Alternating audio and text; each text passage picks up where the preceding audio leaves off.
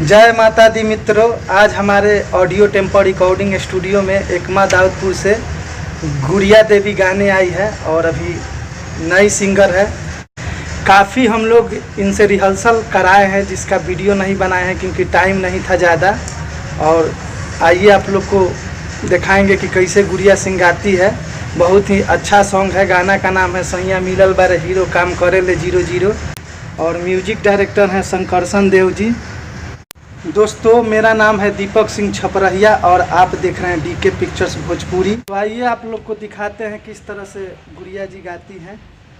चलिए गुड़िया जी, लाइटवा सब जला लीजिए।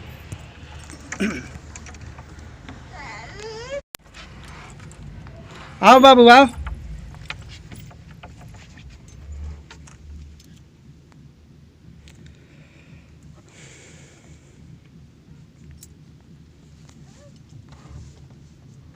हेलो प्ले करो था।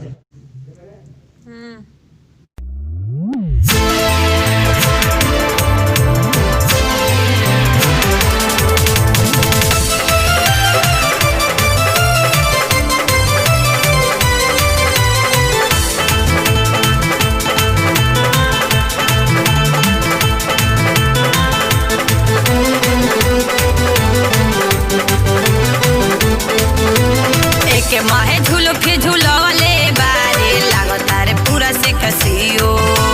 एक माहे झुलुके झुलवले बारे लागता रे पूरा से कसियो। किसैया कि राजा किसैया मिलल बारे हीरो काम करे ले 00। किसैया मिलल बारे हीरो काम करे ले 00।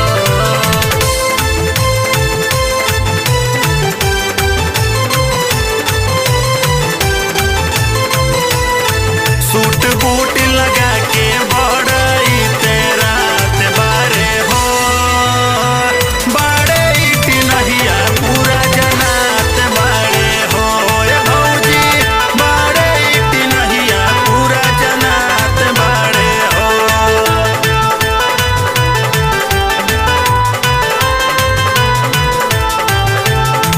देखी से डाइलिन कर मन भइल पागल।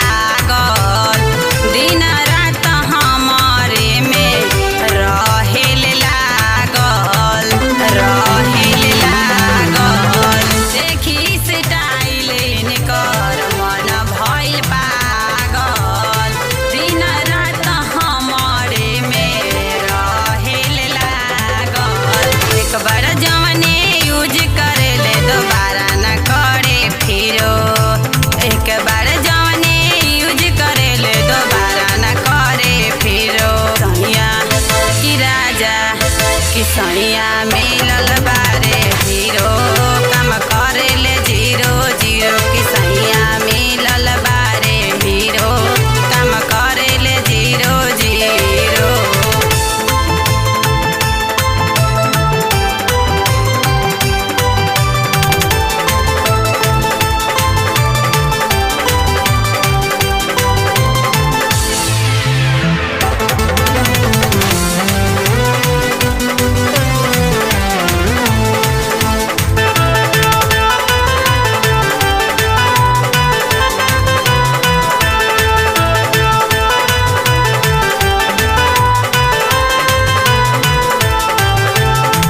दीपक छपरहिया से रही हैरान हो।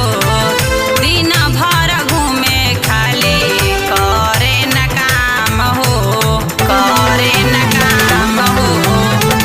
दीपक छपरहिया से रही हैरान हो। दिन भर घूमे खाली करे न काम हो। भगवाने बेरा पार लगइए बुद्धि इनका मिलो। भगवाने बेरा पार लगइए बुद्धि इनका मिलो। किसैया कि राजा किसैया मिलल बारे हीरो काम करे ले 00। किसैया